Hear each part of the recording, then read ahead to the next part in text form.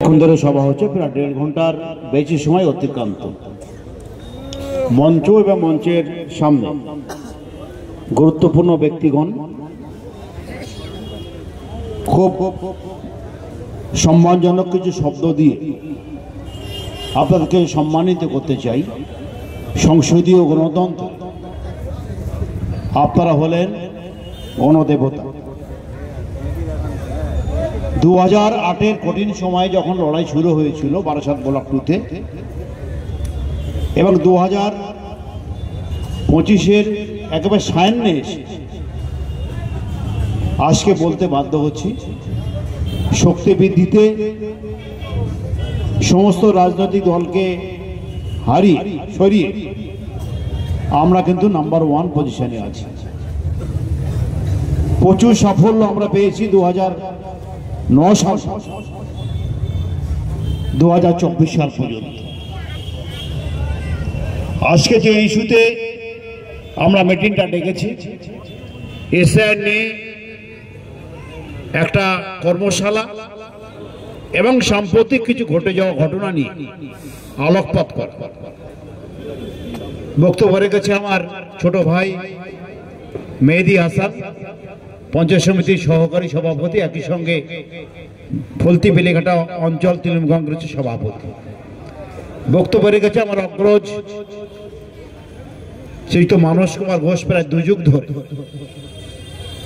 এই অঞ্চলের সভাপতি, একই সঙ্গে পঞ্চায়েত সমিতির কর্মদক্ষ।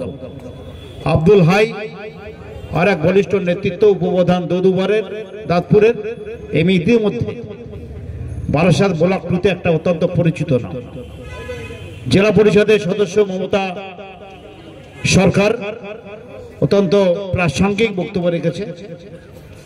আমাদের ছাত্র পরিষদের সভাপতি অনেকটা পেছনে বসা শুরু করেছে ব্লকের, ও এসছে। আমাদের প্রধান শাহাবুদ্দিন, আমাদের কীর্তিপুর 2-এর সভাপতি এবং কর্মদক্ষ এন্তাজুল বক্তব্য রেখেছে। আমাদের অনেকগুলো প্রধান, সন্ধ্যার সময় বেশ কিছু প্রধান বাড়িও চলে গেছে। যারা উপস্থিত আছেন, শহীদুল ভাই আছে, তৃষ্ণা পাত্র আছে, স্মৃতিকণা অধিকারী, উনি অত্যন্ত লড়াকু নেতৃত্ব। আমাদের মৌসুমী ঘোষ, এছাড়াও সঞ্জুরা বিবি থেকে শুরু করে রোকেয়ান নেসা, সাবিনা জেলা পরিষদ সদস্য এতক্ষণ ছিল, একটু আগে চলে গেছে, মুস্তারি আছে। আমাদের প্রচুর নেতৃত্ব, পবের নেতৃত্ব আমাদের নুরুদ্দিন সাহেব, উপপ্রধান নজিবুর রহমান মনু, আরো অনেকে আছে। হ্যাঁ, রাখি মন্ডল প্রধান আমাদের ফলতি বেলিঘাটা অঞ্চল, সবাই উপস্থিত আছে। ইয়ানা মোহাম্মদী, মোফাজ্জল, শাহাবুদ্দিন, আমাদের ওয়াদ সাহেব, আমাদের 18 সালের উপপ্রধান ছিল কীর্তিপুর 2 অঞ্চলে আছেন। আপনার বক্তব্য অনেকক্ষণ শুনতে শুনতে ধৈর্য যদি করতে পারে। এসআইআর নিয়ে অত্যন্ত গুরুত্বপূর্ণ তথ্য মেহেদি দিয়েছে, আপনাদের হাই দিয়েছে। এসআইআর নিয়ে আতঙ্কিত হওয়ার যেমন কিছু নেই, কিছু প্রয়োজনীয় কাজ আপনাদের করতে হবে। সেই কাজগুলো আপনারা করে যাচ্ছেন। 9 তারিখ খসড়া ভোটার লিস্ট তৈরি হবে, 9 ডিসেম্বর। মধ্যবর্তী এই সময় প্রতিটা ভোটারের ব্যাপারে আপনাদের একটা পর্যবেক্ষণ থাকবে, এবং সঠিক ভোটার তো থাকবেই। আপনারা দেখবেন বিএলওর কোনো কারসাজি যেন না থাকে, কারণ নির্বাচন কমিশন তারা যেভাবে ভোটটাকে করাতে চাইছে বিহারের ধাঁচে বাংলাতে, সেটা বাংলায় সম্ভব নয়, এটা বিজেপি জানে। কিন্তু আমাদের যে কাজটা, আমাদের বুথ লেভেলে যে কমিটি সভাপতি আছে, বুথ লেভেল যে এজেন্ট আছে, তারা সাহায্য রাখবে বিএলওর সঙ্গে, এবং কোনো জায়গায় কোনো সমস্যা এরাইজ হলে আপনারা আমাদেরকে বলবেন। এটা বক্তব্যের একটা পার্ট চলে গেল। আর দ্বিতীয় যে পার্টটি ইতিমধ্যে সব বক্তাই আলোকপাত করেছে। এবুদের সালামতের নাম বলা হয়নি, ও আছে। আমাদের নজরুল সঞ্চালক আছে, আমাদের দেবব্রত ছাত্র নেতা ভাস্কর, আমাদের শামসুদ্দিন সাহেব, আমাদের সালাম, হ্যাঁ সবাই আছে উপস্থিত। আর দ্বিতীয় যে পার্ট বক্তব্যে, সেটা হলো সম্প্রতি 19 তারিখে যে প্যানেল 12/2-এর জন্য করা হয়েছে, সেই প্যানেলে এগেনস্টে আমাদের এই মিটিং। বক্তারা সব বলে দিয়েছে, পরিভাষা যেটা বলে, আমার জন্য কচু ছড়া কিছু পড়ে নেই, সমস্ত বক্তব্য আলোকপাত করেছে, খুব বেশি সাবজেক্ট নেই। আমরা কিছু নীতি আদর্শের ভিত্তিতে আজকের এই সভা করছি। যেমন ক্যাপ্টেন্সি একটা টিমের যিনি অধিনায়ক হন, তার কিছু স্পেশাল ভার্চু থাকে, অর্থাৎ তার বিশেষ কিছু গুণ থাকা দরকার। সে যে লেভেলে, আপনি ক্রিকেট বলুন, টেনিস, ফুটবল বলুন, যেগুলো টিম গেম, যেগুলো সেই টিম গেমগুলোতে ক্যাপ্টেনের একটা আলাদা ভাবধারা থাকে, তার অ্যাক্টিভিটিস থাকে আলাদা, সে সবার মধ্যমণি হয়ে থাকে এবং তার গুণাবলীর দ্বারা সে অন্যদের প্রভাবিত করে। এরা অতীতকালে দেখেছি। অসম্ভব গুরুধর মস্তিষ্ক হদায় এবং তাৎক্ষণিক সিদ্ধান্ত নেওয়ার ক্ষমতা। আপনার পাশের যে লোকটি ক্রমাগত ঘ্যান করে যাচ্ছে, তার মনের আসল উদ্দেশ্য আপনার বুঝতে হবে। আর বুঝতে হবে কি, আপনাদের মতন যারা দলের কর্মী, তাদের পালসেশন, অর্থাৎ তাদের মানসিকতা, তাদের মননশীল মানসিকতা, এটা আপনাকে দ্রুত বুঝে নিতে হবে। এটা বুঝতে গেলে আপনাকে একটা সার্কিটে থাকতে হবে। সেই সার্কিটে দীর্ঘদিন আপনাকে রিভাইজ করতে হবে, প্র্যাকটিস করতে হবে, অনুশীলন করতে হবে। আপনার ক্ষেত্র কোনটা? আপনার ক্ষেত্র হলো গোটা বারাসাত ব্লক, তার দৈর্ঘ্য বস্তু কত? যদি আমরা পাটিগণিত হিসেবে বলি, 144 বর্গ কিলোমিটার। অর্থাৎ আপনি গোলাবাড়ি থেকে যদি একেবারে আমাদের কীর্তিপুর 2-এর রাজহাটের একেবারে শেষ গ্রাম গলাশিয়া, সেই গ্রামটি ধরেন, তাহলে আপনাকে এই 144 কিলোমিটার বর্গ কিলোমিটার, আর দিকে বেলেঘাটা ব্রিজ থেকে যে দন্নগর ধরেন, ওই আশেপাশে একটা ফিগার আসবে।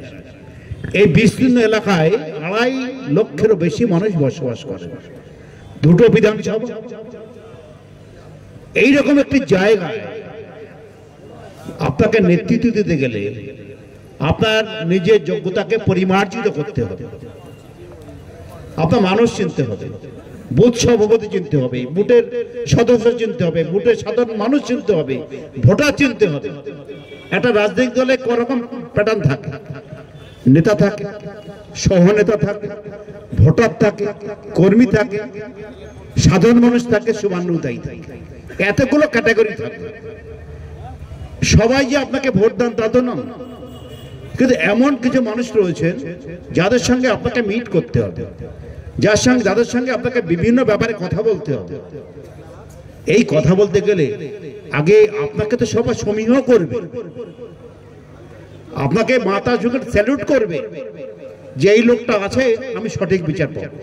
অর্থাৎ বাংলায় পরিভাষা যেটা বলি, জাজমেন্ট, বিচার ব্যবস্থা, সেটাকে আপনাকে বিভাগীয় যে সাবজেক্ট রয়েছে, সেই সাবজেক্টে আপনাকে অনুধাবন করতে হবে, আপনাকে পারদর্শী হতে হবে। আমরা কোনো ব্যক্তির বিরোধী নই। বারাসাত ব্লক 2-তে 2009-এর পর যখন নতুন সভাপতি হয়েছিল, আমাদের তৎকালীন অবিভক্ত যে লোকসভার এখন যেটা সেইভাবে ছিল না, শ্রীযুক্ত নির্মল ঘোষ সভাপতি ছিলেন, তার আগে গোপাল মুখার্জি সভাপতি ছিলেন, তারপর নির্মল ঘোষ হলেন, নির্মল ঘোষের পরে জ্যোতিপ্রিয় মল্লিক হলেন, জ্যোতিপ্রিয় মল্লিকের পর লোকসভা ভিত্তিক আমাদের সাংগঠনিক বিষয়টা ভাগ করা হলো। আমরা চলে গেলাম বসিরহাটে, মাথাটা থাকলো বারাসাতে, শরীরটা চলে গেল বসিরহাটে। আজকে আমরা ছাত্র রাজনীতিতে উঠেছি, মাটি থেকে লড়াই করে সংগ্রামের মধ্যে আমার নেতারা উঠেছে। সবাই স্টেজে সবাই পরীক্ষিত সৈনিক, প্রত্যেক, আমি আলাদা করে নাম বলছি। হাজী সামাদ সাহেব ধন্যবাদ আপনাকে। সবাই যাদের সামনে দাঁড়িয়ে আমরা লড়াই করে বড় হয়েছি, all are the leaders of Barasat or Madhyamgram, সেই সমস্ত নেতার বসবাস, তাদের রাজনৈতিক কার্যক্রম হয় বারাসাত নয় মধ্যমগ্রাম। আমাদেরকে কোনোদিন দেখেনি বৈশাখের নেতারা, অর্থাৎ আমাদের ওজন কত, আমাদের কর্মদক্ষতা কেমন, আমরা মানুষ কেমন, মানুষ আমাদের পছন্দ করে কি করে না, আমরা ভোটটা কিভাবে করি, কেন 2009-এর পর থেকে 11 সাল থেকে আজ অবধি আমাদের এভারেজ সাফল্য ওই 5টি অঞ্চলে 60,000-এর বেশি, এই 2টি অঞ্চলে 22 থেকে 25,000। আমার বৈশিষ্ট্যের নেতারা জানেন না, আর আমাদের এই ওজনটা ওনারা মাপতে পারেননি বলে আজকে আমরা যারা মঞ্চে বসে আছি, আপনারা প্রত্যেকে জানেন আমাদের আলাদা করে আইডেন্টিটি আপনাদের সামনে তুলে ধরতে হবে না। আমরা এভরিওয়ান, আমরা পরীক্ষিত, সিপিএম এর রক্তচক্ষুকে উপেক্ষা করে আমরা মানুষের সামনে দাঁড়িয়ে আজকে নেতা হয়েছি। আমার কিছু সতীর্থ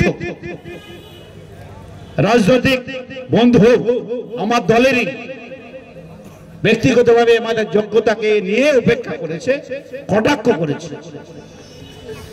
আমার মনে আজকের মঞ্চে অনেকে বলেছেন আমি আলাদা করে সংশ্লিষ্ট ওই নেতাদের বক্তব্যের উত্তর দেব না, একটু জমা করে রাখলাম।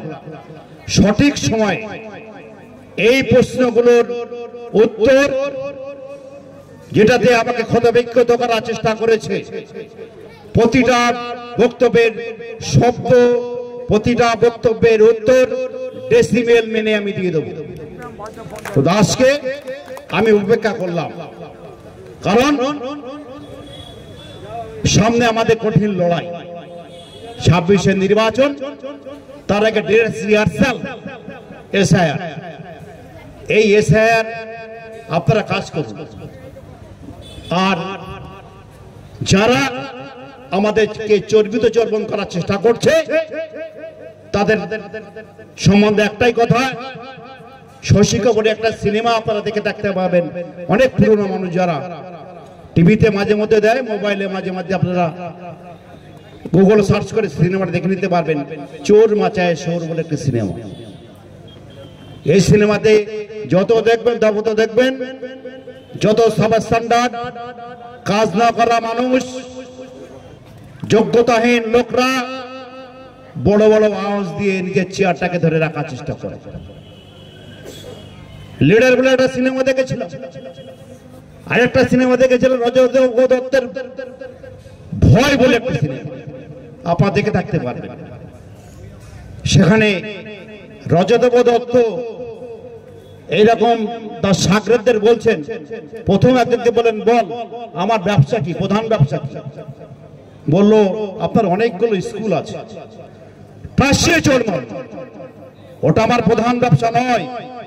তারপর একজনকে বললেন বল আমার প্রধান ব্যবসা কি, বলে আপনি স্মাগলিং করেন, দাদা চোরাচালান করেন, আপনার এটাই প্রধান ব্যবসা। তাকে পাশে চোর মারলো, বলে আমার প্রধান ব্যবসা হলো মানুষকে ভয় দেখানো, মানুষকে ভয় দেখালে মানুষ আমার কাছে আসবে আর আমি ভয়টা লুটব।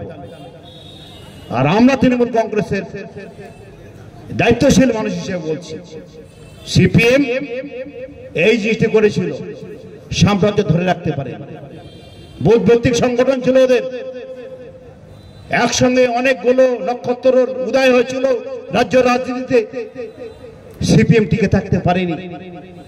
বিমান বোস, জ্যোতি বোস, সুভাষ চক্রবর্তী, অনিল বিশ্বাস, এরকম ভালো ভালো নেতা বর্তমানে সিপিএম এর যারা আছেন, অন্তত বললে তারা টেলিভিশনের পর্দায় অত্যন্ত যুক্তিসঙ্গত কথা বলেন, কিন্তু বাস্তবের মাটিতে সিপিএম এর কোনো গ্রহণযোগ্যতা নেই। কারণ সিপিএম যে অত্যাচার করেছে বারাসাত বুক সহ গোটা রাজ্যেতে, সিপিএম এর সম্পর্কে মানুষের কাছে কোনো কথা বললেই মানুষই উত্তর দিয়ে দেয়।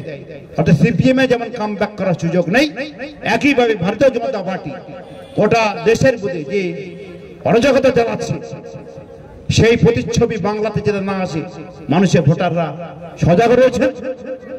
আর একইভাবে আমরা যা বারাসাত ব্লকগুলিতে পরীক্ষিত সৈনিক হিসাবে মমতা ব্যানার্জি, অভিষেক ব্যানার্জির আদর্শকে সামনে রেখে দিনের পর দিন মানুষের দুয়ারে দুয়ারে গিয়ে রাজনীতি করছি। আশা করি আগামী দিন বাংলার খেটে খাওয়া মানুষ, বাংলার প্রান্তিক মানুষ, এই ব্লকের প্রান্তিক মানুষ, এই বাংলার অসহায় দরিদ্র শোষিত নির্যাতিত মানুষের মুখে যেভাবে আমরা ভাষা ফুটিয়েছিলাম, আগামী দিনও সেভাবে তাদের সামনে তাদের ভাই হয়ে, দাদা হয়ে মাথা নিচু করে আপনাদের আশীর্বাদ নেব। তো দয়া করে আমাদের সংগ্রাম, যারা মঞ্চে আমরা বসে আছি নেতৃত্বরা, তাদের সংগ্রামকে আপনারা ভুলে যাবেন না। আপনারা ভুলে যাবেন না 2009 সালে দোগদিয়া পদ্মাডাঙ্গায় সিপিএম এর দ্বারা অত্যাচারিত, সিপিএম এর দ্বারা নিষ্পেষিত মানুষগুলো স্কুল নির্বাচনকে নিজেকে উজাড় করে দিয়েছিল। ভুলবেন না, ভুলবেন না 2008 সালে হাজী আনোয়ার আলীকে যে সিপিএম গুলি করে মেরেছিল, সেই আনোয়ার আলীর সেই দেহকে আমরা সামনে নিয়ে মানুষের দুয়ারে গেছিলাম। সেই দৃশ্য ভুলবেন না, আপনারা ভুলবেন না।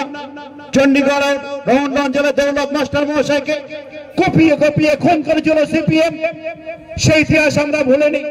আমরা সেই দৌলত মাস্টারের পরিবারের পাশে দাঁড়িয়ে সেদিন কথা দিয়েছিলাম, খুনিদের ধরবো, পরিবারের পাশে থাকবো, মানুষের পাশে থাকবো, আমরা ছিলাম। কীর্তিপুর 2 নম্বর অঞ্চলে আমরা দুলাল বিশ্বাসকে যখন মারা হয়, আমরা দুলাল বিশ্বাসের সঙ্গে ছিলাম। কীর্তিপুর 1 অঞ্চলে খুনিদের যারা খুন হয়েছে সেই খুনিদের পাশে আমরা দাঁড়িয়েছি। ফলতি বেলেঘাটা অঞ্চলে রিয়াজ থেকে শুরু করে, বশির ভাই থেকে শুরু করে, নূর আলী, নূর মোহাম্মদ সন্দালিয়া, তাদেরকে খুন করা হয়েছে। প্রতিটা ক্ষেত্রে তাদের পাশে গিয়ে দাঁড়িয়েছি। আমরা শাসন অঞ্চলে 1 ডজন খুন হয়েছে, কোথাও মহানন্দ সর্দার, নূর আলী, সালাউদ্দিন, আলাউদ্দিন, প্রতিটা ক্ষেত্রে আমাদেরকে দেখেছে, আমরা পাশে দাঁড়িয়েছি। পরিমল ঘোষের নেতৃত্বে যখন 89 সালে অরাজকতা শুরু হলো, আমরা যুধিষ্ঠির ঘোষকে খুন হতে দেখেছি। আমাদের ঘরের ছেলে ভাগ্যবন্ধুর বিরবিষে সেই যুধিষ্ঠির ঘোষের পরিবারের পাশে আমরা দাঁড়িয়েছি। প্রতিটা ক্ষেত্রে হিসেব মিলিয়ে নেবেন। আমরা কোথাও শম্ভু ঘোষের নেতৃত্বে, কোথাও বা অন্যদের নেতৃত্বে আমরা সবাই মিলে দলটা করেছি। সুতরাং আজকে দিনে বলার যেটা বিষয়, একটা ভাবনা চিন্তা করে এই প্যানেলটা করা দরকার ছিল। আমরা আশা করি দলের কাছে সুবিচার চেয়েছি, দল সিদ্ধান্ত নেবে এবং দল সিদ্ধান্ত নিলে আমরা সেটাই পাথেয় বলে মনে করি। সবাইকে আজকের এই সভায় উপস্থিত হওয়ার জন্য আমাদের এই সবার পক্ষ থেকে, নেতৃত্ব এবং দলের পক্ষ থেকে আপনাদেরকে ধন্যবাদ জ্ঞাপন করে আমি আমার বক্তব্য শেষ করছি। জয় হিন্দ, বন্দে মাতরম। মমতা বন্দ্যোপাধ্যায় জিন্দাবাদ, অভিষেক বন্দ্যোপাধ্যায় জিন্দাবাদ।